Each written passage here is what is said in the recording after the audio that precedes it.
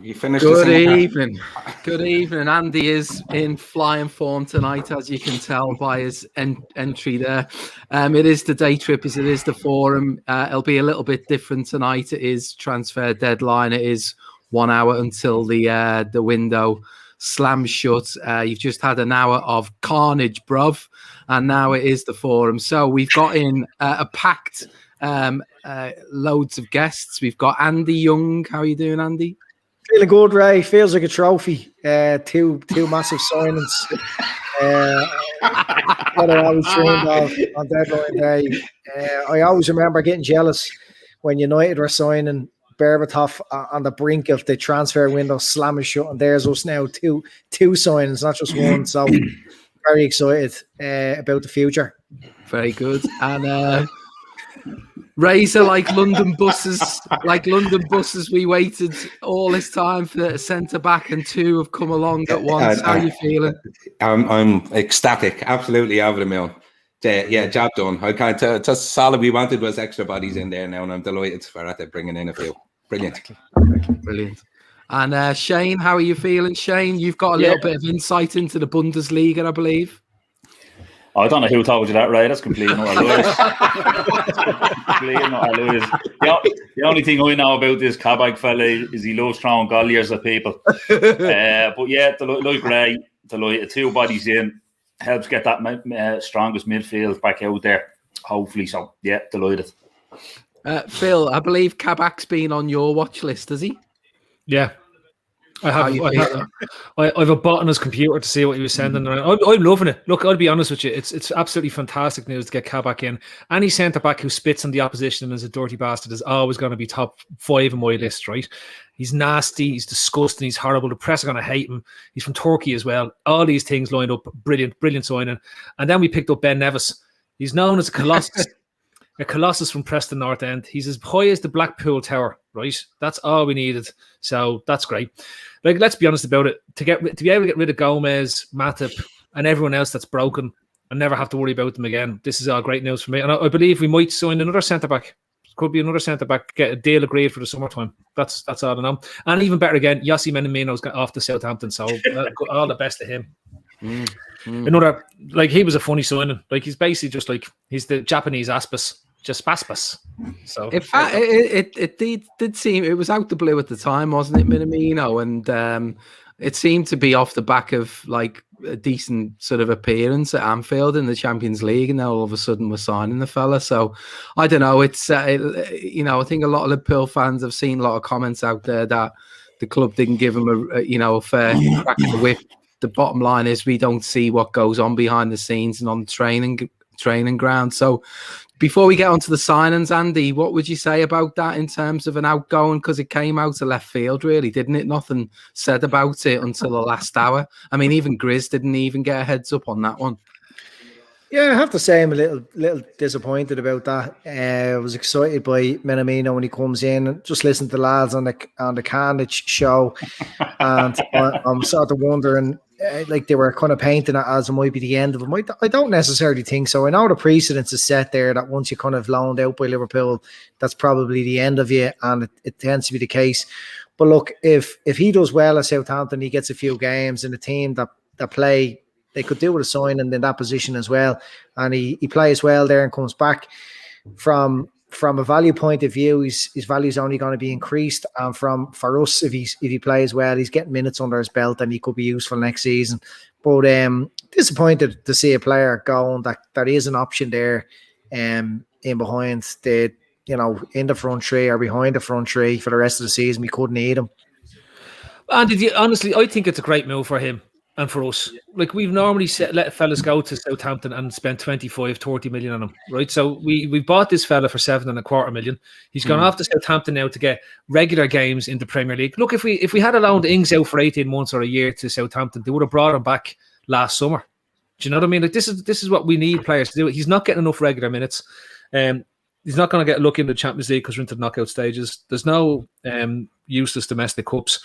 So, like, this is a good opportunity for him to prove that he can play in the league and go and do something. And they play in a similar style to us. I think it's a great move for him. My only disappointment is that we didn't manage to shift Keita as well, and we could have just put that one to bed. But I guess... no, you didn't. Okay, I suppose he wouldn't pass a medical, would he? Phil, Absolutely not. You're right, and a few of the comments are saying the same. Like, he does need minutes. He's a senior player. He's not just an up and coming 17, 18-year-old that he's kind of breaking into the squad. And you need to keep him around. He is a player that's with his experience in the Champions League, with Leipzig. You know, he's someone that should be playing football, and at the moment he's just not being offered that by Klopp. We've all asked why for the last number of months. He played so well against Palace and then hadn't really featured since until the weekend there. So look, all the best to him. I hope he does well and comes back and he's better and stronger. Yeah. So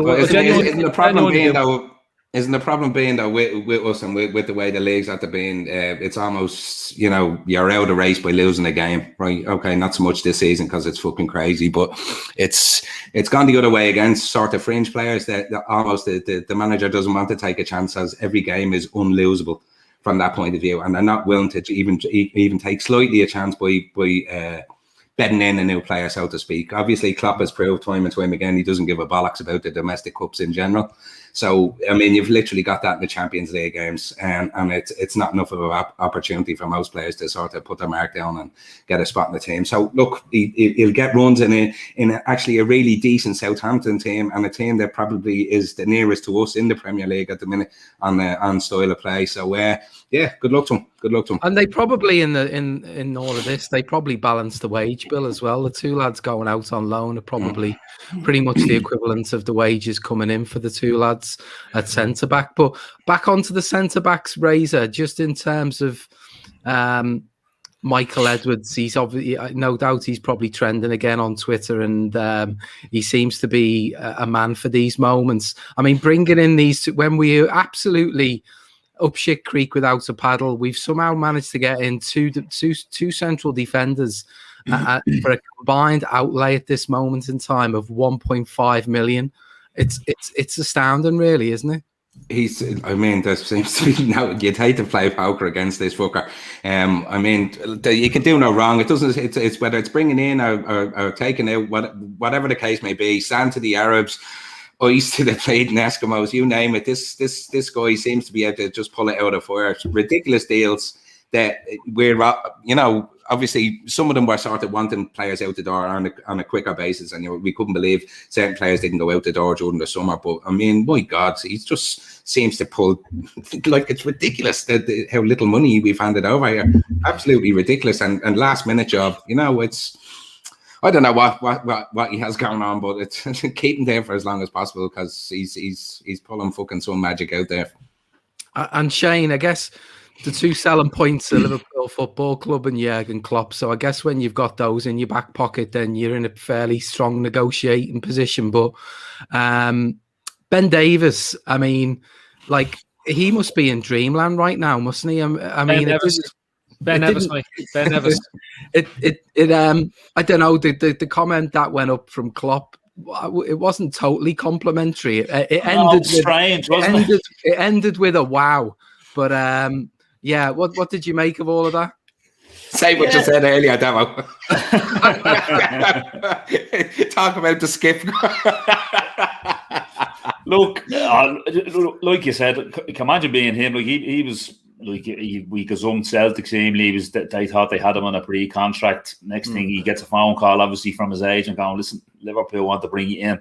Klopp's comments were a little bit, lost in translation. Maybe, I'm sure he didn't mean to put him down, but basically just saying, look, at any other year without this pandemic, we wouldn't be shopping in Preston North End, but we are where we are, so we had to do it. So it's a great opportunity. And listen, I don't think this fella will have to be looking for flowers to be thrown at him. He's going into a club where I'd say, for the most part, it's been said on our WhatsApp today and stuff like that, it's a no-brainer. 2 million. He's probably a 10 million defender, is all the word coming out from people that have seen him playing the Championship, if his contract situation wasn't what it was.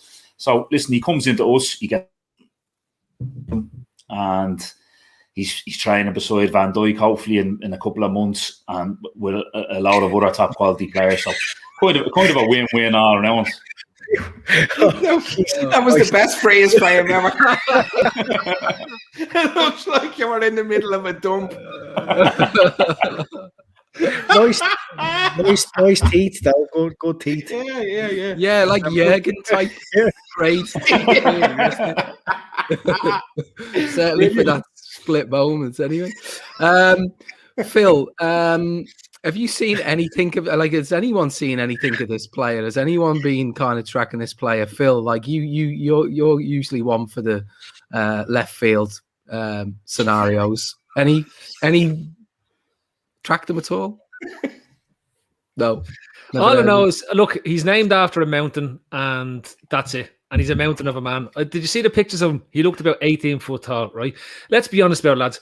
If I told you at the start of the season we'd send some lad called Kabak, Ben Davies and Nat Phillips will be our 3 centre-back options, you'd think I was insane, right? You'd think I was genuinely insane. And I think it's worth noting, Phillips has done really well for us when he came in. Yes, he has his limitations when it comes to pace, right? But he plays to his limitations. Do you know what I mean? Like, he doesn't try to overdo things. He just tries to play a simple game. If the ball's around him, he's trying to kick it into Rowe's head. So if we're talking about centre-back options, your man Davies seems to be a very good ball-playing centre-back, which is hard to do when you're playing in the Championship, which is basically just a massive bog. And lads just go around horsing people all over it. And your man, what's his name? Tony Pulis gets loads of jobs, and all those lads who just horse the ball all over the shop. Like, so he's really, like, it's hard to stand out as a ball playing centre back in there. Like Davo said though, like, it really was just a case of Klopp and Edwards are walking past the Sports Direct window, and they noticed a set of Lonsdale centre backs on sale, and said, lads, let's have a piece of that. Can't be any worse than playing a load of midfielders there. At least if we have those 3, they're unlikely to get injured as much as Matip. And, you know, like, they've obviously rated Kabak. The writing has been there that they rated Kabak, and they tried to sign him back in September, and they couldn't because Schalke wanted 30 million. But, you know, everyone was really moaning about us not signing players. But if you look at the way this is played out, like, this is very much good business. They waited to the last minute. I know we could fuck up a chance of winning the league title, whatever, but they wait till the last minute. It looks like they're going to be able to land Kabak if he turns out to be a good signing for under 20 million sterling in the summertime. And you've got he's a 20-year-old centre-back that looks really promising, which is really good. Then they brought this fella in, Ben Davies. How many times did we see the likes of, what was your man's name that went to Everton? There was 2 of them. There was your man with the scar. Michael Keane. Lescott. And the other fella, what was the other fella's name that used to play for him for years and ended up being an England centre-back off the back of it? He was playing there for ages. Anyway, he went in there, and I think David Moyes signed him for like 3 cent or something like that. It was Jagielka. That's him, right? He was poised, like, he was playing in some back arse of the nowhere Championship team as well, and they brought him in and they did well. So we're talking about fellas who are accustomed to playing the English style. And when you think about the absolute tractors that we play against for like 15 games of the whole league, like, look at the Burnleys, look at the Barnsley. I don't even know who's in the league. He was in a Sheffield. Well, even West Ham, Phil, even West Ham. Nat Phillips has played 2 games against West Ham. Yeah, like, this is what and hasn't put a foot wrong. No, and you look at the fellas who keep getting jobs from say 10th place down. It's the Steve Bruces, it's the David Moyes, it's the Sam Allardyces, it's all these fellas. All you need is a bloke who can head the ball 40 yards, and you're sort of like, there's a good chance. Your man Kabak seems to have seems to be really good in the air. That's the one thing I've noticed in terms of all the stuff that's been written about him. Watched a couple of Bundesliga games, but I've said, and I've been honest on here, I've really lost interest in football on the television with no fans, because it just isn't the same spectacle. But you know, the odd time you just come across a match and you start watching it because we were linked with him, you see, and he looks decent in the air.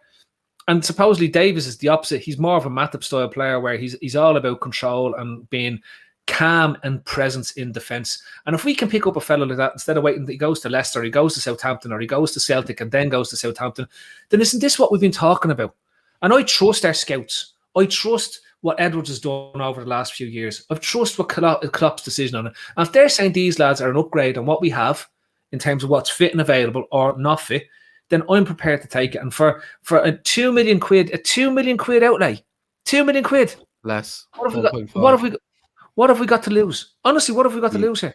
It's like the Minamino loan to Southampton. 7 million quid, goes on loan, has an absolute blinder for the last few months, comes back full of confidence and ready to play in this and add something to the squad, because he looks like a player that relies on confidence and has really struggled with playing the Premier League since he came here. So I think all of these moves are phenomenal. And then I'll go back to it. Kabak is the first really dirty, nasty fellow we've had since Suarez was here. So this is just phenomenal. This has made me the happiest person alive today. I hope he stands on players, punches them in the back of the head, spits on them, bites them, does absolutely everything that the English press hate. I want a Diego Costa at centre back, and I hope this fella is. Diego Costa, Ozan, Oback, let's rock and roll. Get Costa in. What we've got 40 minutes. See if we can get Costa in as well, just for the crack. Send Divock to whoever, Elche or something like that, and get Costa in. We have a laugh. Go nasty for the last 4 months or well. And let's face it. I mean, sorry, go ahead. Sorry, I was just going to come to Andy there. Andy, the thing is here, this, you know, playing devil's advocate a little bit, a couple of weeks ago, it didn't look like we were going to make any moves in the market at all. Obviously, things have got even worse on the injury front. Is there a bit of you thinking that we were out there sort of getting a little bit desperate, or do you think somehow from somewhere we've managed to actually get players which make sense, even though we made it down to the last day? Oh, I definitely think it was left late. I don't think a month ago they were thinking along the same lines as they were up to a week ago. I think things changed, and with the Klopp comments, the conversations that would have taken place between Klopp and Edwards and them, I think it definitely changed. So they start looking hard in the last week and a half. It's impressive scouting to be able to go down to the laptop room and say to the lads, look, we need a player and we need him cheap. What have you got? No, like, go down to the next page, cheaper again. And then, like, when they're hitting the filters and it must be able to pass lower, like if you've got 3.9 million left in your fantasy football team and you're just going down to the very end, like, there would have been a bit of that going on. But look, must have two eyes. Yeah, but they've somehow managed, by all accounts, people that have watched them, they've somehow managed to find a player who suits our style and who's going to fit in. Like, don't forget, these players might end up having to play. They will. Yeah, they might end up having to play, and they might have to play very soon. So there's a big adjustment coming into a different league and a system there, and it was a hard task. And if they work out, it's going to be some masterful business. Kabak was on our radar, as Phil pointed out during the summer. That was the type of signing that maybe I'd say we tried to do. With Lovren going out, I'd say we just took that chance to go into the season with 3 senior centre-backs. Unfortunately, a week later, what happened to Van Dijk happened, Gomez then happened. And then they must have been thinking, fuck, we've really fucked up here, but we weathered the storm a lot. Phillips played well when he came in. Fabinho's been a revelation there. Henderson in his last few games there. So under Klopp, we've always seemed to find a way. And I suppose this week it's kind of reached breaking point. We've kind of discovered that Williams may not be the answer. Matip is out for the season, lads. Yeah, okay. Fabinho's got injured. So what becomes a little bit of a manageable problem became a kind of a crisis, and bodies, as everyone pointed out, had to be brought in. We had to buy reinforcements, but we knew there wasn't going to be 30-40 million lying around. Edwards was supposed to get rid of a few players before the last transfer window closed and didn't do that because of the economy. So I think all in all, you can't be too unhappy with this. It's given us a boost. It's given us a little bit of belief again that maybe if City do start slipping up, we're going to be hot on their heels. So yeah, well done, everyone. I'm delighted. Yeah, I think so. If you take it back to the Razor, if you even take it back a week ago, we've obviously got at this stage last week with 2 tough away league games coming up. We had a fit Fabinho, we had a fit Matip at that point. It's amazing how things turn quickly in a week, isn't it? We've gone from probably no signings, then we've got an extra 6 points on the board. we're suddenly in a much better position in the league. We've got 2 centre backs coming in. We play City in less than 7 days. Surely now we've got to start thinking again that we're back in a title race. Is that where your head's at? Yeah, 100%. But even taking away the signings just for a minute, like my big thing and what I was giving out about was how poorly we were playing. It wasn't just the results were going against us. We were really struggling, really struggling. And, you know, it all started to change. And like I say, before we even knew we were signing anyone, watching the United game, even though a cup game, so be it, but the difference in performance. And all of a sudden then it goes on to another great performance against Spurs and a result, and then same again with West Ham. So even before the 2 lads are announced, it's a whole different feel. And all along it was, we can't be just saying we're entitled to be in the title race because the last 2 seasons of how we done on play. We didn't deserve to be. We were actually playing shit. And it was sort of called out for how poorly we were being. So, you know, it's gone from what we described as a perfect storm with the injuries and everything else in a bad way into going almost the opposite way. Confidence is back in the team, and we've now got 2 players that, like my main thing with the whole centre-half thing, it wasn't that any of the 2 at the back bar, Williams in the cup game being a fall for goals, but it wasn't that, you know, our makeshift centre-backs were causing goals. But I felt the team were lacking in midfield, and that is for me is the biggest issue.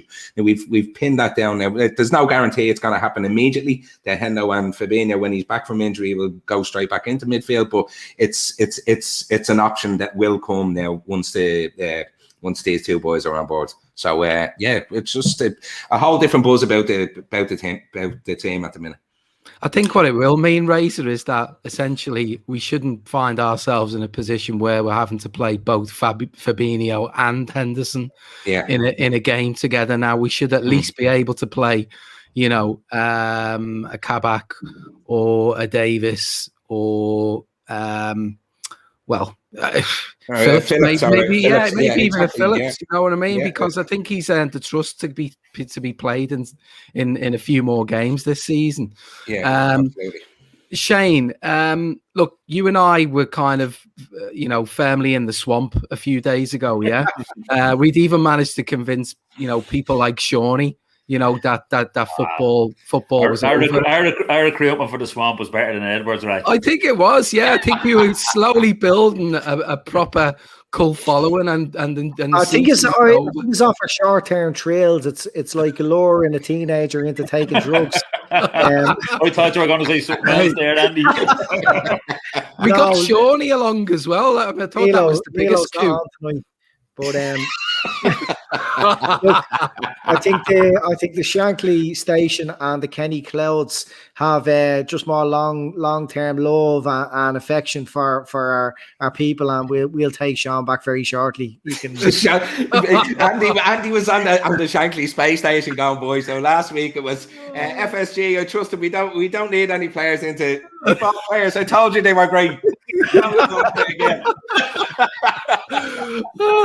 But Shane, I mean, you're a bit of a pessimist. You always, you know, pots have gone before the game, during the game, last minute, after the game. You were probably even panicking when West Ham scored that consolation goal yesterday. That's just the type of fella you are. But does this give you optimism now? Look, we've got a massive game against City on Sunday. Is this giving you massive optimism? I was fuming when West Ham got that fucking consolation the other day, right? I was hopping mad. Yeah, look, Razor brought that up about last Monday. We were kind of in the camp where we felt we needed to do something. We couldn't sit by and let it kind of drift and rely on Matip. Obviously, if he didn't get injured against Spurs, he'd have got injured against someone else. But yeah, listen, listen. The way with the pandemic and all, I was genuinely, if we had to let it drift and not signed anybody, I was genuinely worried with the season that was it. No fans. We've no divine right for anything as Liverpool. We'd like to do things right, but I was just genuinely worried we'd end up in a scrap for top 4, and that this team is far too good for that. And I just that's what I was worried about. Now getting these players in, I definitely think we should be looking up. I think City will be hard to reel in. I have to say, I hold my hands up and say it'd be different if when United were up there, they're like a fucking elephant up a tree. They're there, you don't know how they're there, but they're coming down. City are a little bit different from me, but I think they will be hard to reel in. But we've given ourselves a chance. And like I said, we've now the Vine right, but with this team, this manager, I wouldn't be writing us off. Right. No, any odds? Just don't tell Jamie Holm we said that. Any odds on Kabak and Davies having a horrific injury in training tomorrow when they collide with each other? Yeah. When you see three senior centre backs going out all at once, season ending. Hang on. Is that ever happened to anyone before in history? I don't think so. No, I mean, I was getting well, definitely in history it has, but like I was getting some abuse from a City fan yesterday that it happened to them last season. You know, this injury crisis happened to them last season. Did it me bollocks? They had Laporte out, but that was about it, really, wasn't it? They only had Laporte out, and on occasion they had to play Fernandinho as the centre back, right? But most of the times it was Stones and Otamendi who was their centre back, and both of them are centre backs. Yeah, and they were just appalling centre backs, and they let company go all the way through that club. Are you joking me? By the way, Laporte doesn't get a game. Comparison. Yeah, no, he's not getting a sniff. Well, he got a game at the weekend. He got a game at the weekend just to give the other lads a rest. I mean, Stones has been their Stones and Diaz are they're locked in. I think really as their top two. But yeah, I mean, Andy. Obviously, we've got Brighton midweek, so we shouldn't look past them. We shouldn't. No, we shouldn't. You beat Spurs at the weekend, and they've got workhorses up front. They lump the ball all over the pitch. Specialists in being in the bottom half of the table, along with the Bruces and the Tony Pulises and the Roy Hodgsons, and they're going to put 100 men behind the ball, and they're going to lump the ball up to some statue that moves at the speed of nothing. And that's what the test is going to be, because I don't think Fabinho is going to be back, which means the likelihood is that it's going to be Phillips and Henderson playing centre back again, because I can't see the way Klopp is. I can't see. Yeah, I can't see Kabak or Davies making their debut this week. I'd say it'll be the following week, right? And I also think that people are automatically jumping to the idea that Fabinho goes straight back in at centre back. I think Henderson's performances at centre back are better. I know this is not going to be popular, because he brings that ball-playing element to the role that we've missed since Van Dijk and Matip got injured, right? Like, if you look at the first goal at the weekend, the little clipped ball amazing. over the top. Yeah, amazing. That's what Van Dijk does all the time. That's what we missed when Matip steps in. And he's not a big horse in terms of, he doesn't go around slide tackling all over the shop. He's playing that intelligent defensive style. And if Milner's turning around saying you want to be careful because you're going to be stuck there playing the centre-back, I think there's a logical argument to put Fabinho back in as the defensive mid, let Thiago wander around and not have to do as much defensive stuff as been asked to do. And then when you do all the running around like a mad thing like he does, or having Curtis Jones there, I just think now the performances of Henderson probably have surpassed even what Klopp expected out of him as a centre-back, right? And you've got to ask the question, who's the better centre-back out of Henderson and Fabinho in the way that we like to play, in terms of we like to be able to break teams from the back. We like to play strong diagonal passes that switch teams very quickly in terms of what's there. And to me, I think Henderson at this moment in time is playing so well there. I'd love to see Fabinho back in to really unlock Thiago's abilities and freedoms to play in that midfield. I think it's easier for Henderson to do his midfield job back there than it is for Fabinho to do his midfield job back there. What we miss with Fabinho in the centre of the park is being able to win the ball up high really quickly and transition and create chances from that. Winning the ball in the opposition's half is where most of our goals come from. Mistakes. Henderson doesn't really force mistakes. Fabinho does it all game, and then he has that killer pass over the top, or these small diagonals. He's been so badly missed in midfield, and Henderson now offers that solution to that problem, that if we can stick Phillips beside Henderson in the next game, that could be the partnership for a few games as long as they both stay fit. Phillips was excellent against West Ham. Phillips has been excellent in most of the games he's played. Yeah, he lacks pace, but Jesus, don't we all? Yeah, and look, I didn't think he was much of a player with the ball at his feet, but he seems to be developing there in that area as well. He took the ball out of defence a couple of times against West Ham, yeah, and bit of a nosebleed when he got up the pitch, but he looked comfortable, and with the way the team are sort of looking like themselves again, Trent looking more himself and a lot more dangerous, and his final ball being good again. They both him and Robertson looked higher up the pitch. I think as we're starting to look ourselves again, teams coming up against teams like Brighton, we might be able to create those chances. Salah again, looking good. So hopefully, if Henderson and Henderson and Phillips just have to deal with a few balls launched in, and Henderson to get on the ball and move it around, I don't see a massive problem there. I think what this season is going to show us is that, like, Phil's point is a good one. I think regarding Brighton, it's like we're top of the top 6 mini league at a canter at the minute. If you finish top of that, you generally win the league. But the problem we've had is we've nearly given away all them big wins in dropping points against shy teams, which is why. And I know it's not a mad hot take or anything like that. You get 3 points for a win, etc. But I'm just a believer. If you go out and you beat Spurs, don't give that win back at home to Brighton on Wednesday by not getting 3 points. It's just you might as well have gone to London and got a draw and beaten Brighton. Yeah, do you know what I mean? And they can pick up 3 points during the week in their midweek fixture, Spurs say, and it just becomes an obsolete win. So like I said, it's not a mad hot take. The big games will take care of themselves. We need to really start putting the hammer down now on the teams that we should be beating, and should be beaten. Well, I won't say relatively comfortably, because we got an awful lot of 1-0 wins and odd goal wins last year. But with the games, we have to start winning them. Simple as that. Just looking at a few of the comments here, seems to be a bit of a conflict, really. Some people saying Fabinho move him back into central midfield. Some saying, Fabinho is the better centre back, no doubt. Yeah, I've got a solution, right? Go on.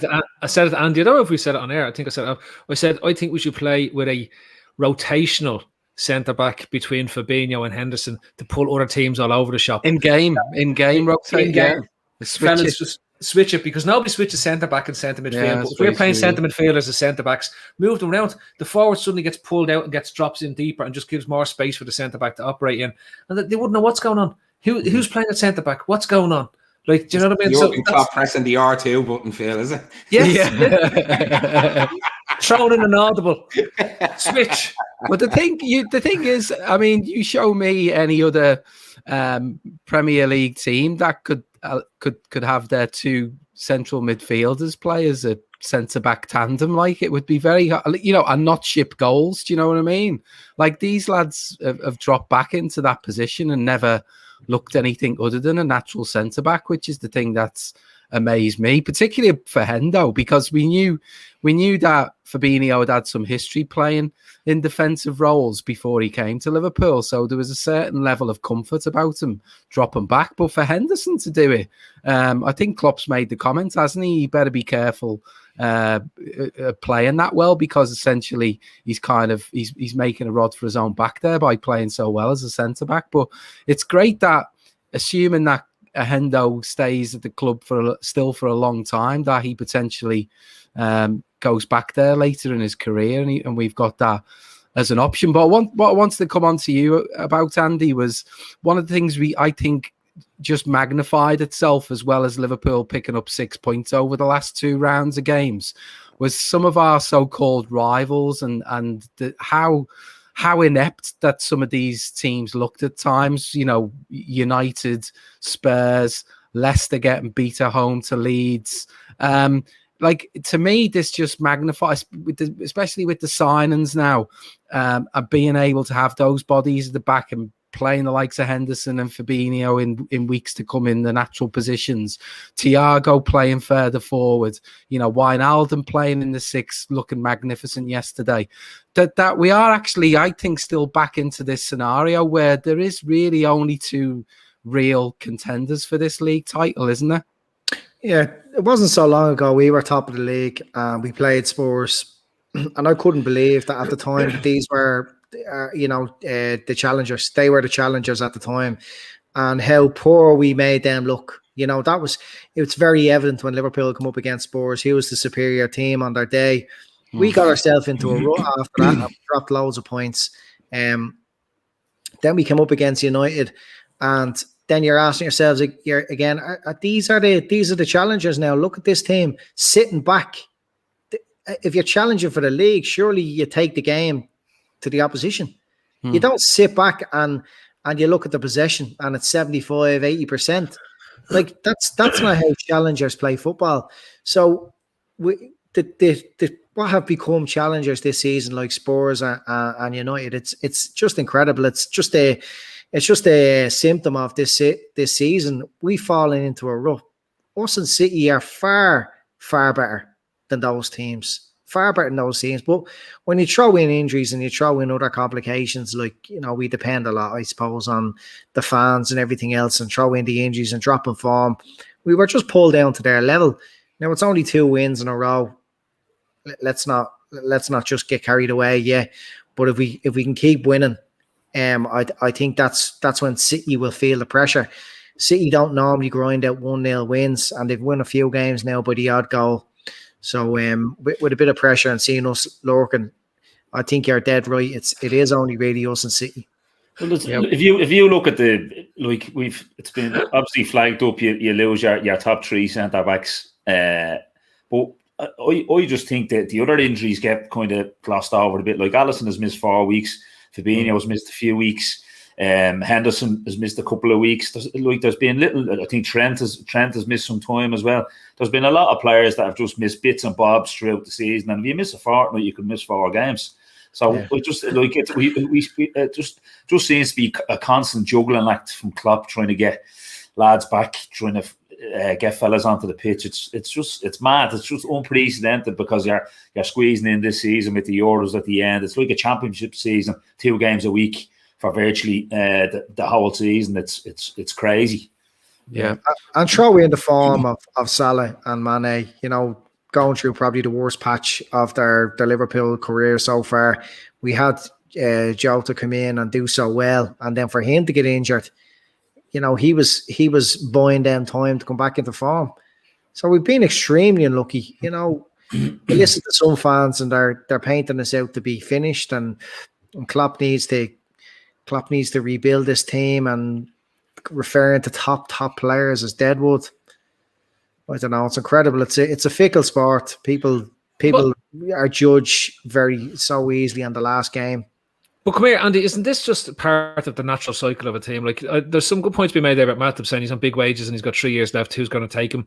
Somebody will always take Matip. But by his performance levels alone, I know Kev put it there, actually. Someone will come in. We mightn't get big money from, but somebody will be prepared to take the chance on him, particularly in the Bundesliga, where they bring him back. It could be a loan with an option to buy at some point, but that's neither here nor there. If he comes back and he can hold his fitness for a season, or even 3/4 of a season, then he's a good option for us in our centre-back options. Let's be realistic here. We've had Joe Gomez, who doesn't pick up loads of injuries, but he always picks up major injuries, right? So there's when people talk about injury prone, they commonly confuse it with the idea that somebody gets loads of injuries. You can have 1 or 2 injuries, but they could be injuries that keep you out for 6 to 8 months of a season on a regular basis. And that's just being injury prone, like someone who has consistent niggles, say like Matip does, right? When you look at who we have Van Dijk, who until this season was a robot, right? He didn't get injured. We had Gomez, who picks up injuries, and we had Matip, who picks up injuries. And you're constantly hoping, and even when Lovren was here, he was always picking up injuries, and you're hoping that the 3 of them could offset their injury period, so that there was always cover there for when one was out injured. Now we have younger fellas. They've gone out and they said, right, they're looking at Matip, and they look at Matip's profile, and maybe they've looked at Ben Davies and they're saying, do you know what, this fella is playing in a similar manner to what Matip looked like when he was playing back in the Bundesliga, so it looks good for us. And they've looked at Kabak and they've said, well, this is a 20-year-old who doesn't have a massive injury record, looks fairly robust, and I think that robustness in players is going to be much higher up the list of Edwards' choices when it comes to signing players, because they don't want to end up in a situation that they've ended up recently. The Minamino deal makes sense. If Jota is close to fitness, which they're talking about, then between Jota, Salah, Firmino, Mane, the form that Shaqiri's been shown for us as well in that side, right? Plus the former Curtis Jones, and he's thrown Oxlade into games as well. We've massive options for the top end of the pitch, right? The bit that we're probably struggling a wee bit, that we're a wee bit bare in, is in the centre of the park, because we've had to use our centre mids as auxiliary centre backs, right? So all of a sudden, our centre midfield is becoming a stronger zone. So we can play Hendo in midfield. We could deploy Fabinho into midfield. We have Thiago fit again. We have Wijnaldum, who's just again another machine that doesn't tend to break down too easy on us, right? We've got Curtis Jones. We have these players. So we don't need to worry about the cases. We don't need to worry about these fringe fellas who are never available for us. You can park them, and you've got Milner again, who's another machine, right? Who's prepared to put in, and he's done really well for us in the last 2 games. Yeah. So you don't need to worry about these Keitas and Oxlades. You don't need to worry about your Matips and your Gomez's. Like Robertson and Trent again, robust players, tend not to get injured. We've signed Tsimikas, right? And he may as well, like, I'm convinced he lives in the same gaff as Keita and Matip, and it's basically just a massive, it's a hospital, and they just live there and they're getting treatment constantly 24/7. Like, it's absolutely disastrous. But like, again, the attraction of Davies is he's meant to also be able to play left back. So we're talking about fellas who seem to be able to fit in on the park as well. And that's huge. That's huge. They're looking at this and they're saying, this is what we need to do so that we have cover across our back four, and we're not adjusting our midfield, because we can't rely on these other fellas that we signed. So if you look at it, we probably have a squad now of 16 to 17 players we can rely on for the run-in, which is what you need, because we don't have an FA Cup. We don't have the League Cup to worry about. All we have to worry about is Champions League and the Premier League football, and focus on that with 17 to 18 players. And to me, that's brilliant, because you don't need to have these conversations about Keitas, about Oxlades and all that type of stuff, because we've got more than enough cover that's there. And I'm delighted for Shaqiri. I am genuine. I think that guy has resurrected his career at this club, and he won't be sold off in the summer. I think Keita's out of there much quicker than Shaqiri will be. Totally honest. Just an important, I guess, note there, Barry. Devaney saying that Davis played 145 games in 3 years, so they obviously looked at durability as well in this. They couldn't afford to bring in someone who's had some injuries that they've been dealing with in the past. So the fella's clearly going to pick up an injury inside the next 2 weeks. So there you go. You heard it first here. But Razor, I wanted to move on to, because Andy touched on the form of the forwards. We spent a lot of time talking about the defenders, the new signings, the centre-backs, and what they'll bring to the midfield. But we saw yesterday Mo Salah turning it on again. He looked back to something close to his best. What did you make of his performance? And, you know, with Mane out with an injury, we really needed him to step up, didn't we? Yeah, look, I'd be one of these.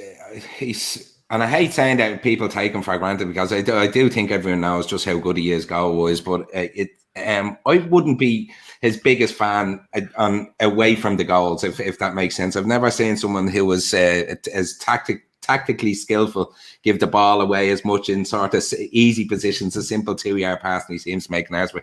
But my God, his goal scoring record can be. He's up there with the best to ever play for the club, and it's that simple. You cannot say anything about the fella. He knows where the back of the net is, and he's without doubt one of the best goal scorers the club has ever seen. Unbelievable. And his record is scandalous. It's absolutely scandalous for someone that's basically not a real striker. His goal record is outstanding. And the way he controlled that ball, it was an outrageous ball by Shaqiri. It was an outrageous goal generally, but that control and finish was just, wow. Yeah, unbelievable to take it with his bad foot like that. It was one move, it's just unbelievable.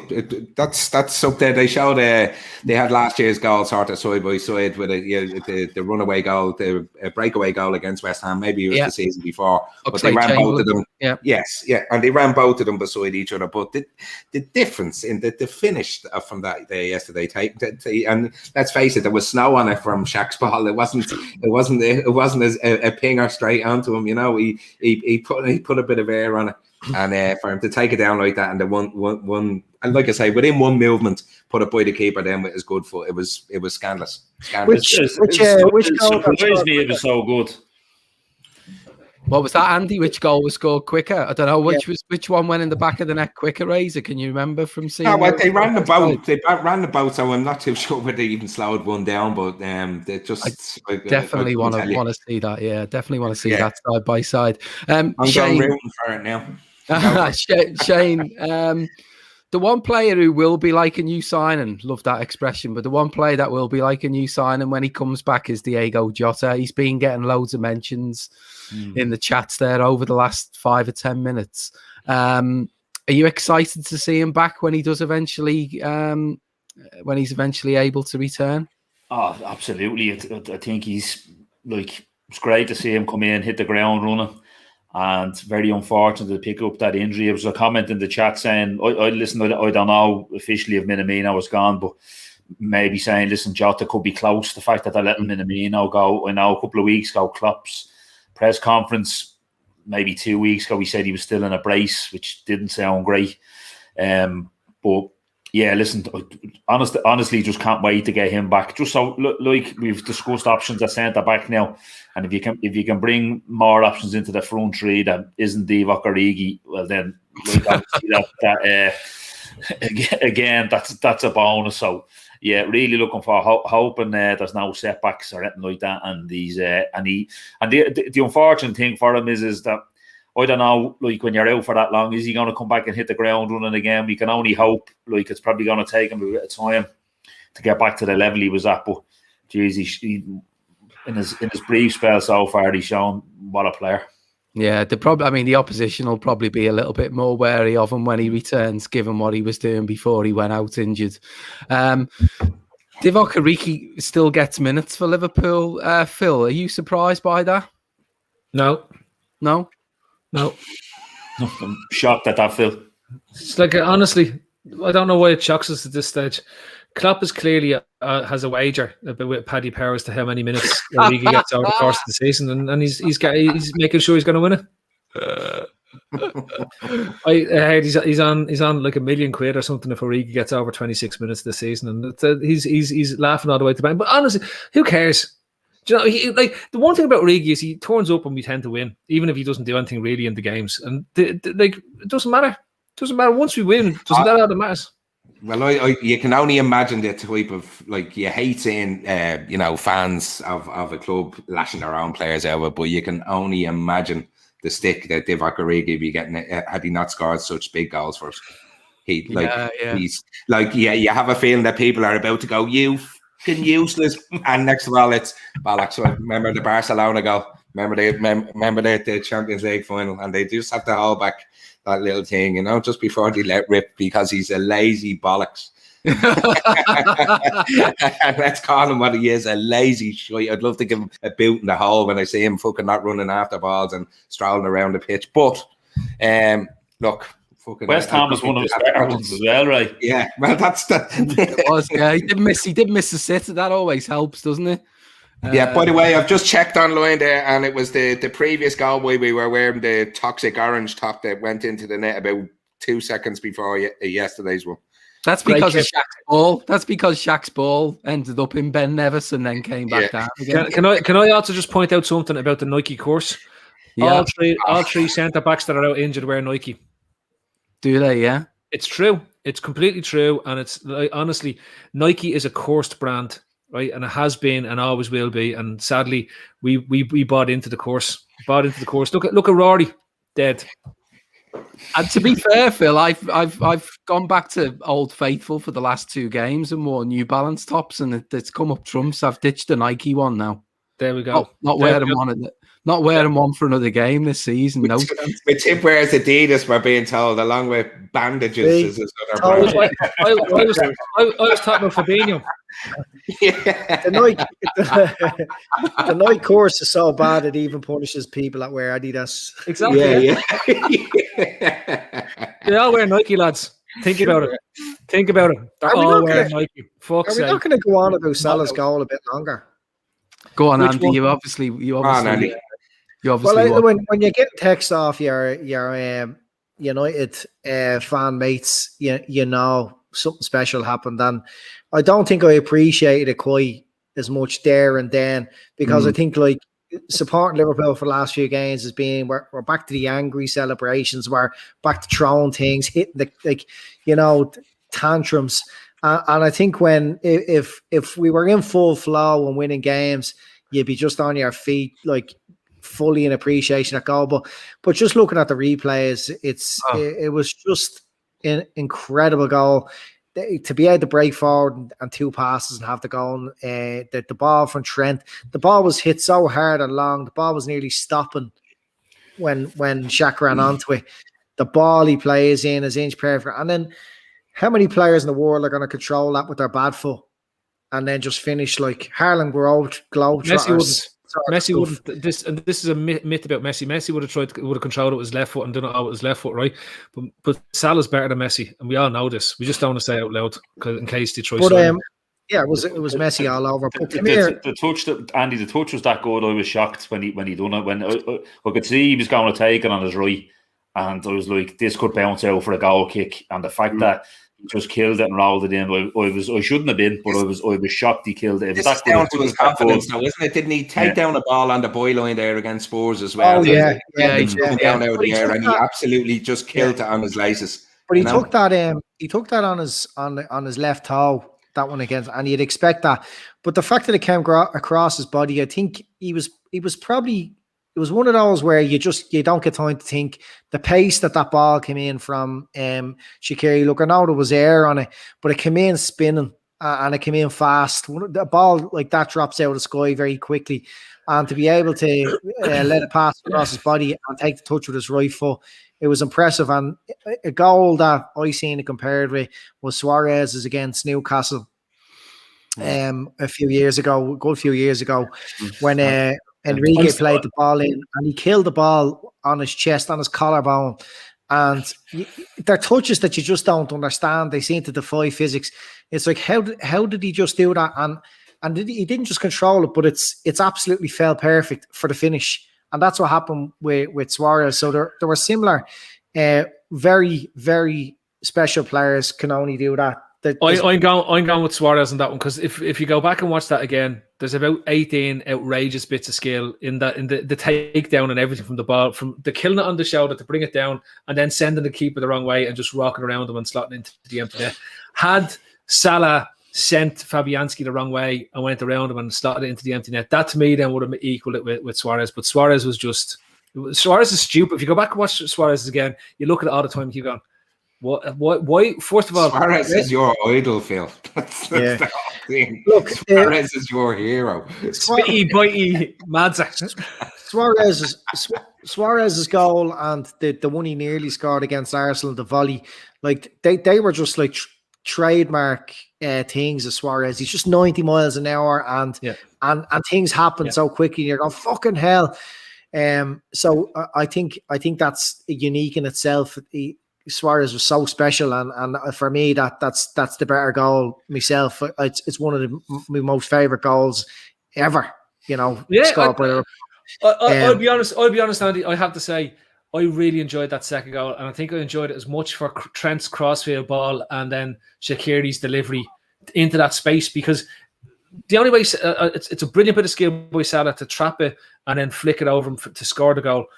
But the ball is like literally inch perfect, because when Salah runs onto that ball, it's one of those balls when you hit and when you're putting the ball in, you're there going, that's incredible, because all the fella has to do is run onto it, and he's meeting at that exact moment where you can do that bit of brilliance that leads into it. The whole goal. I think tell you how good it is. Like, this is what we're overlooking here. We're getting spoiled now. We've had it with Van Dijk pinging 60-yard passes. The ball from Trent, that is like, it's ridiculous what we're taking for granted. Any other team now had their rifle doing what Trent done there yesterday and putting the ball like that onto basically directly into the path of someone running out the wing from inside his own box practically.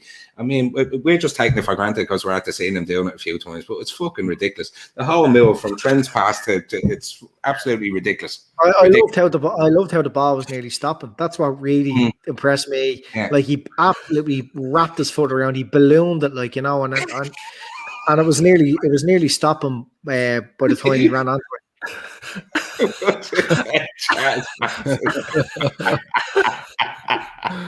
Phil, he fucking knows it. He knows you well. No master of disaster is because he throws in some regular whoppers like that. Did anyone? I don't know if any of you noticed that pitch the weekend looked like the biggest pitch on planet Earth. There was that's the Olympic Stadium. It's the camera angle. It must be the camera angle, Andy, because there was balls getting smashed that looked like I says, "Oh, that's going out for a throw in." And next thing, the fellas will be just taking on their chest. I was just like, "What the?" Looking at when you watch a game, when you watch a game at that in that stadium, you think it looks harder to break teams down. I don't know why. It's like you don't have the same perception of depth. It just looks, the camera angle is woeful. When you see this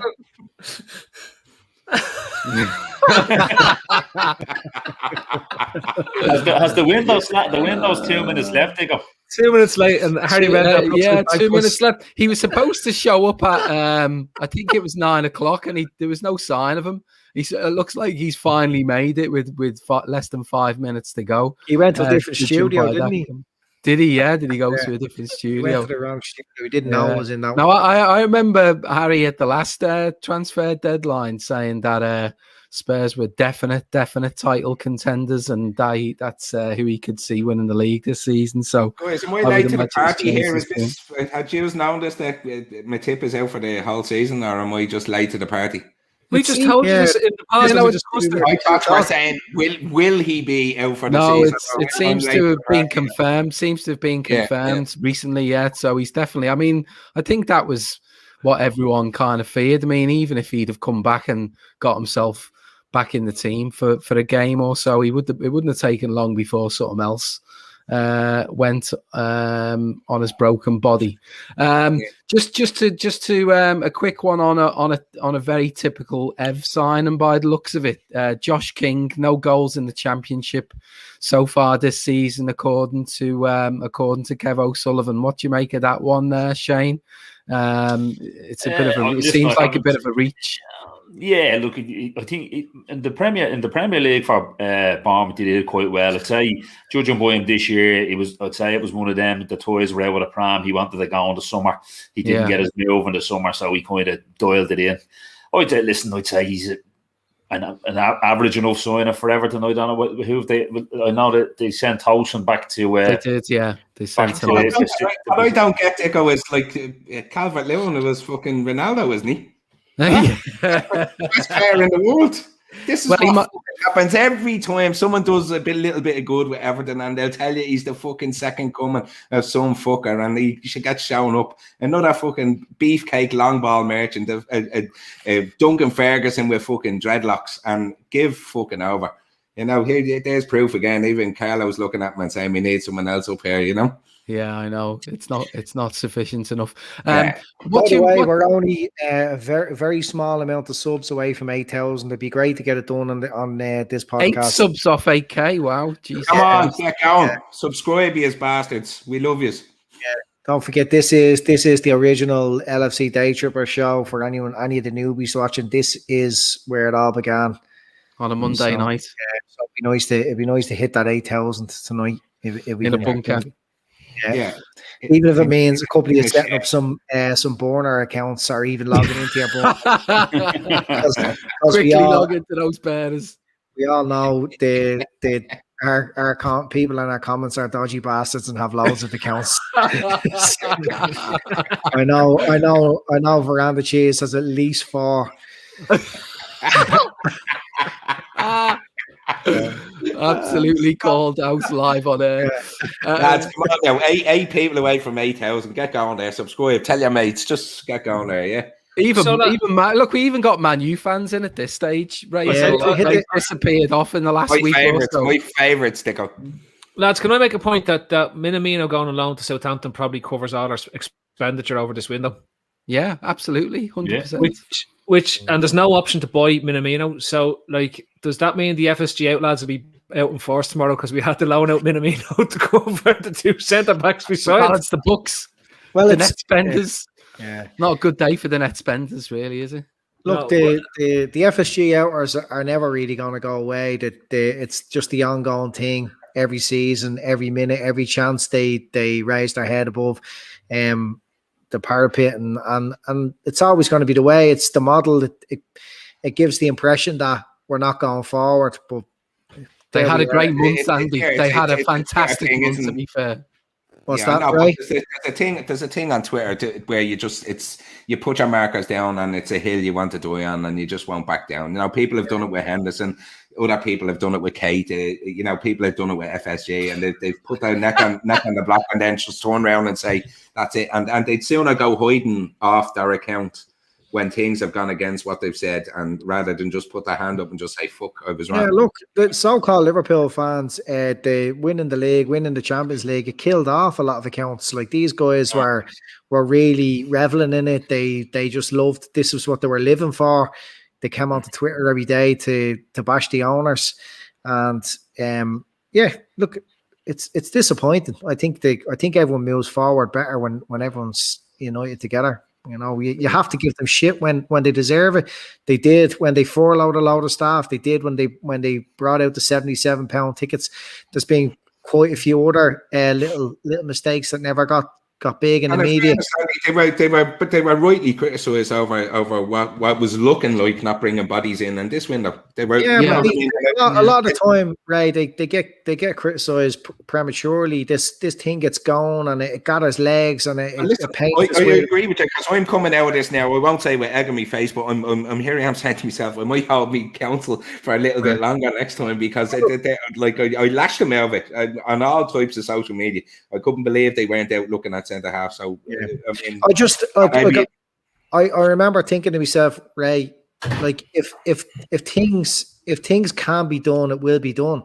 There's absolutely no logic behind them stuffing money away. It doesn't make any sense. Investors don't keep pots of money. They invest every penny they earn and they grow their asset. They're not. It's not like United where they're paying shareholders out. They're not paying their dividends. It's never happened.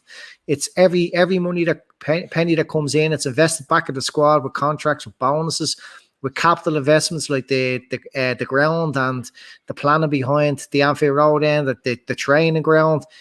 I mean, the money keeps going. And if there's money for transfers, they've always backed their manager. That was under Brendan and under Klopp. They've always done that. They keep the faith. They normally come up good when needs be. And we're going through a pandemic where huge economic crisis, very difficult to forecast. Couldn't shift players that we would normally be able to shift in a window. They have to be able to navigate themselves through these problems, and everything we're thinking of, they've thought of 2 months ago. Well, next time I'm going to hold off until the day of the transfer deadline, and then I'll give them shit just for a few hours.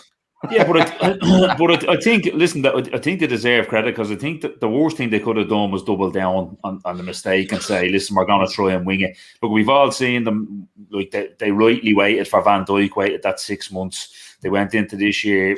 Fabinho was the fourth centre-half, turned out he's the first choice centre-back now. And by all means, listen, I'm not sure if Matip doesn't get injured. I'm not sure we bring anyone in. Like people think we might have done Davis. I'm not sure we would have. I'm not sure we would have. So, but at the same time, something happened and they did double down. They got their arse in gear and they addressed it, and they deserve credit for that. I know I accept all the people saying they should have had something lined up on January 1st, but I think it's a sign of the club that we've never gone like really since Klopp anyway. There's never been like a January deadline day madness at Liverpool, because by all accounts, FSG have their transfer targets for 12 months and 18 months of what they want to do. So it's just circumstances dictated this time that they had to get a few plates spinning, as James Pearce said, trying to get in a couple of centre-backs. And in fairness, they did that and they deserve credit for it in my book. Yeah, the reality is that I think we got to a stage, hadn't we, where our centre-back partnership was Hendo and Nat Phillips, and we were one injury away from the centre-back partnership having to be Nat Phillips and Reece Williams, and that was a week away from a game against Manchester City. Now, if we'd have left ourselves in that position, I think, and let's not forget, Henderson has been out recently himself with an injury. So, that wasn't beyond the realms of possibility. So I think the Fabinho injury, the Mata season ender, the Hendo recent injury, I think all of that has really scared them in some respects into action, because I think if you go back even 2 weeks, 10 days ago to some of Klopp's interviews, I think he was giving plenty of hints away that he may have wanted or liked the body, but it didn't seem like it was going to happen to him based on the conversations he was having in the club. So fair enough for... we hit the 8,000. We hit the 8,000. Yeah. Fair play. We stayed on. That's just down to Varane the cheese logged in for all his burners and just followed it in all of them. He just wants Andy to eat mince and potatoes. The one thing I wanted to touch on before we did finish was a bit sort of business going on elsewhere, and it's some strange ones really in some ways at Arsenal, with letting young players go out on loan that they've actually been given some game time to over the last couple of months. I'll come to you, Phil. What do you make of what's going on at Arsenal and the sort of the revamp under Arteta? Because they do seem to be going through a bit of a cull and really trying to change everything on there. Like, it's a massive rebuilding job that they're in the middle of now, isn't it? Can I just say another announcement? It's not going to be many more shows. We're going to hit 1 million views. All right. Okay. Go ahead. That's great. All right. I've just noticed that when I've been looking at some stats here. So get your board watching. Have you got one of those XG deals, Andy? The XG deals. Those graph things, the thing, it's like stats man. Andy's our new stats man. A pie chart.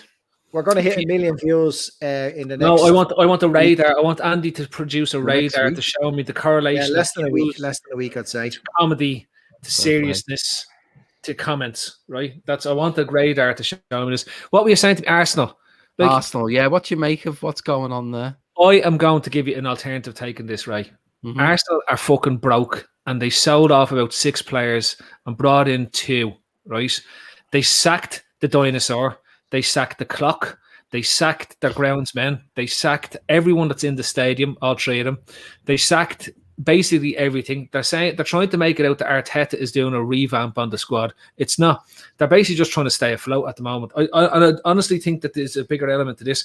And when I start doing something new, I'll be having a couple of Arsenal. Well, I'll have one particular Arsenal fan with me who's going to be doing it, but I'll ask him more. But honestly, I do not think Arteta is being given the hand of the keys and being told to go off and do a big rebuild job. I think he's got massive issues as a manager. I think he overrates himself. He's an average coach. He might do well in his next job or a job after that. He's learning on the go, but he's not the right man for Arsenal. But he's the right man for Arsenal at the moment because they literally have a pot to piss in, and this suits them down to the ground. What they brought in, Matt Ryan on loan from Brighton, and who was the other fella they brought in? Martin Odegaard. Austin Guard or whatever, yeah. Who's a noted LFC fan. There's pictures that's of him. That's where it's from, isn't it? Yeah, that's all they ever did, right? They are absolutely broke. They brought 2 loan players in and sold 6 players. Like, this is what we're talking about. If Liverpool had done that in the window, right, the fans would have been the pitchforks and the Rafa picture and everything would be getting marched down the Stanley Road at the moment, and they'd be breaking all the lockdown things in absolute protest at this. But Arsenal fans just want to go on Arsenal TV or on, what's your man's name? The other fella. Loads. Who? Robbie.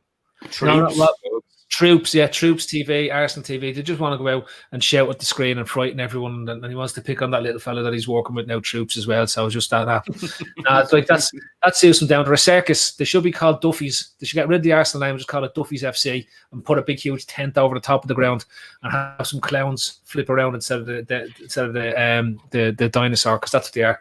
The mad thing is they got within 4 points of us last week before we had the 2 wins, and they had to. That was serious swamp talk. That was serious swamp talk. That day when Arsenal got within 4 of us, we were going to be 9th after the weekend. Was there a Swamp WhatsApp group? No. I don't think it's going to have any legs now after that. After the last week or so, I think that movement has gone. It's going to go down. It's going to go down quicker than. It's going to go down quicker than the GameStop shares. I think at this point. We have a top Reds group. Do you? Fair play. I'll never get into that. I'm. You don't want to be in that. Do you really? Yeah. You fucking sly bastards. These winter groups, fuck them all. You were on Troy last week on the podcast. Yeah, it's only Andy and Jamie, Ray, anyway. It's just me. It's just literally me. I know Andy and all his burners. So range different Andys on screen. Now the tin with a bit of tin with a bit of how you doing, Jamie, lad? But just back on Arsenal, Gav was saying in the WhatsApp there earlier that he'd quite fancy Saka when the ship's sinking at Arsenal and everyone's running for the hills. That he's a player that Liverpool should definitely be interested in if the opportunity. Saka. Phil doesn't know who he is. No, the young lad's on the right. If he doesn't play for Preston North End and isn't called Ben Davies, I've no idea who he is. So that's the end of that. Move along. So look, we're gonna. I think we'll wrap it up. What we're an hour and 15. Is that? We're playing a match Wednesday. We're playing a match on Wednesday. Oh yeah, go on. We'll give a little bit of a preview to Brighton. So it's Brighton at home on Wednesday. Andy, name your two centre backs. Oh, it's Henderson and Phillips. All day long, yeah. Do you see many changes from the side that played at West Ham? Much rotation? Yeah, I mean, I think Curtis has staked a claim to that 11 again. I think Klopp is trying to manage him. He hit the ground running when he got his chance. Then maybe Klopp looked at the situation and said he needs a little bit of time out of the team, and he done that. And he had an instant impact when he came on. He was kind of what we needed. It was the change that we needed right there and then in the game. So Curtis definitely has a shout. Milner's played a lot of games, Toy hamstring as well, Milner. Yeah, he went off. But Milner just even on the bench is as good to have around as he is on the pitch. He's just such a good player to bring on to defend a lead if you have one. So Jones has definitely staked a claim. Shaqiri's playing so well. You expect Bobby back in? I think Bobby comes back. Then what happens? What happens up front? Does he stick with the diamond? Yeah, I don't think so. What's the latest on Sadio? Don't know. I actually don't. How serious an injury it is, or what it was, a little taker. I'd start Kelleher in goal, and then Tsimikas, Kabak, Davies, Nico Williams at right back. Then in centre midfield, I play Keita, whoever else hasn't played, and then up front, Mane, even though he's injured, and Firmino and Brewster. Do you think he'll actually put any of the new boys in on the bench for Wednesday evening? On the bench, I think. On the bench. Yeah, Davis maybe. If we could go into Phil's world just for a little while and just imagine that we're 8-0 up, he might give them a run or something. Yeah, no, it'd be good if he was in a position to bring on Ben Davies, say with 15 minutes to go and we're 2 or 3 up. But I'm not convinced it's going to be that type of game. Really, I think he goes as strong as possible. I think the back four will stay the same. The midfield will be Gini and Thiago. Then it's probably between, if Milner had a toy hamstring, I'd say it's between Shaq and Jones. And if the front three are fit, then it'll be the front three. I think he looked to go strong, and like we were saying earlier, look to go strong and get a win against the team, the bottom half that we should be winning, because we haven't picked up many of them. Hopefully Mane's fit. If Mane's not fit, then I'll just go Shaq, Firmino, and Salah up front. Yeah. And then if Andy, Curtis Jones or Milner in there, and Wijnaldum and Thiago, and then the back four is the back four, just floating about, doing their bits and bobs. And if I think he'll keep Fabinho out until definitely. Till The Sunday. weekend. Yeah. And he won't risk Mane. If Mane is anywhere near not 100%, he won't risk. He might stick him on the bench in case he, break glass in an emergency type of situation if he needs to come on if we're not winning the game or whatever. Yeah. What would you? If we're not winning the game, Dicko? What's that? So what do you mean if we're not winning the game? We're winning this game. The Reds are back. We're on the space station. The Reds are back. Well, it didn't go quite that way against Burnley, did it? So, what's your predictions? We'll get some predictions here, and then we'll quickly get on to City for the last 5 or 10 minutes. So, Andy, predictions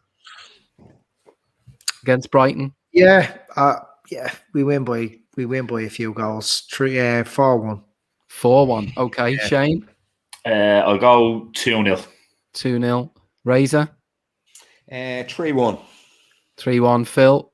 I just want to see us win. I don't really care about the score, and because having lost to fucking Rumpelstiltskin team in Anfield, you just want to start winning again at home. So that there's no sort of messies about going into the game against City at the weekend. You just want to go in with that strong focus, back, confidence in it. But you just don't want to be losing to another bunch of Rumpelstiltskins after this. I know people are saying Brighton play lovely football. They won't against us on Wednesday. They'll just play Rumpelstiltskin job. Just hold up in a tower and just hope that we can't get out or until that. Just it's poxy. It's disgusting. They need to all piss off with it. So you're predicting a win. I'll take that answer as you're predicting a win in a roundabout way, yeah?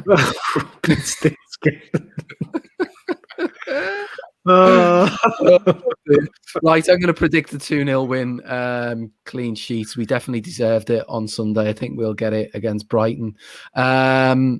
I think if you manage the likes of Trossard and Mopé, then you'll be okay. So then on to the big one against Man City. I don't know. It could go either way. It goes without saying. Come to you first, Andy. What are you expecting out of that game? Yeah, with Liverpool coming into a bit of form, look, hopefully we can win on Wednesday and be actually in a proper notable run of form. It's going to be City's biggest test in a long time, their only test. So, obviously it can go either way, but we'll see two quality teams going at each other. I think we've got what it takes to beat them. I think it's just they found a way to kind of get themselves back winning, but they're still a shadow of the team they were. Okay, Twirly. The host is a bot. The host is a bot now. Automatic toilet. It's just this fucking thing asking questions. Dicko just said, fuck this, and I'm off.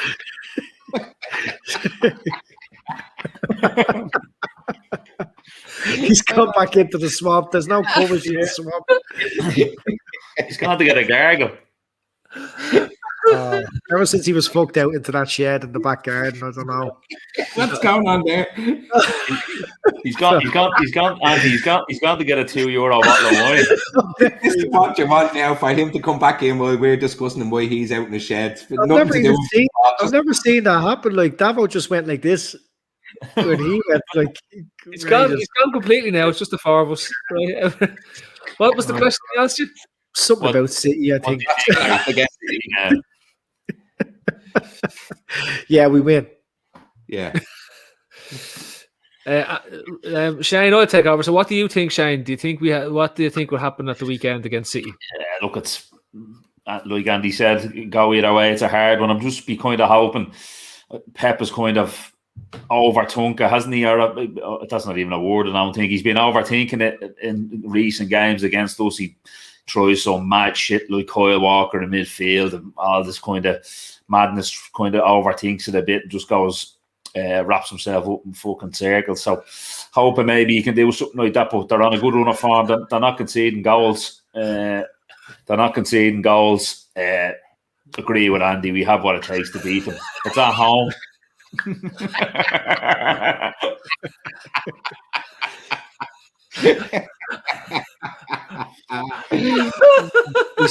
He said the battery is gone. I don't know whether he means his laptop or the double-ended dildo, but we have to wrap it up anyway. So get it done, Phil. All right. Yeah. Well, okay. So, Ray, you reckon we win? Yeah. Up the resurgent Reds, yeah. Yeah, so I'd say lash in Jota, even if he's half fit, just go with it. Just throw them all in. And yeah, great. The one thing I would say, lads, Kabak is very dangerous on set pieces in terms of attacking wise. So we haven't had a proper aerial threat off our set pieces since Van Dijk has been out. So hopefully that's something that can come back into our game plan, because our corners have been piss poor for a long time, for more or less all the season. Right, that's been about it, lads. That's the forum on the night that Liverpool signed 2 centre backs, lose Matip for the rest of the season with an ankle injury, let Minamino go out on loan, and we never even talked about our requisite sign a goalkeeper in every single transfer window ever, because we signed Liam Hughes from Celtic, who was a 19-year-old goalkeeper. They're always a 19-year-old goalkeeper. We signed the Brazilian lad. We signed the Hungarian. Imagine the cracking air in and the Celtic fella now in the ballads and all. It'd be great cracking air dressing room, won't it? Yeah. Do you reckon that FSG say, look, you can only sign a player if you sign a goalkeeper? It's literally it's John Henry's fetish. John Henry has this fetish for signing 19-year-old goalkeepers, right? And that's all he says. You can't sign anyone until you bring a goalkeeper in. They had that lined up, bang in, and away you go. Sign whoever you want. 8,000 subs, don't forget. Nice one, everyone. Yeah, well done to everyone. 8,000. To the 4,000 for the 4,000 borners that have also followed us, fair play. That's fantastic. But it is great. And then we're gonna have 1 million views by the end of the week. So nice one. So thanks. And I never even had a chance. I wanted a quick one to go off on a mad one, but we'll do it again sometimes, right? I just found out that a fella that works in the same job as me, that rents space off me, has a YouTube page. Do you know what his YouTube page is?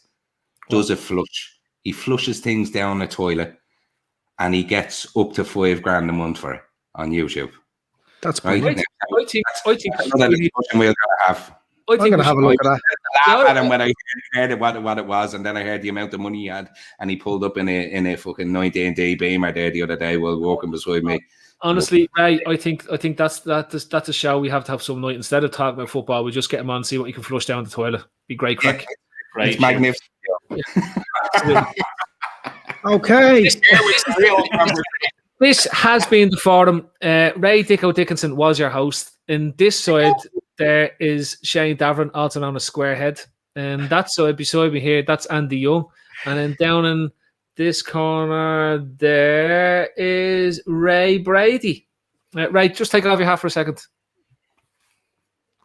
That's lovely. That's really coming on well, I have to say. You're like, I say, your head is like an adult version of My Fairy Garden. That's all I know to say, right?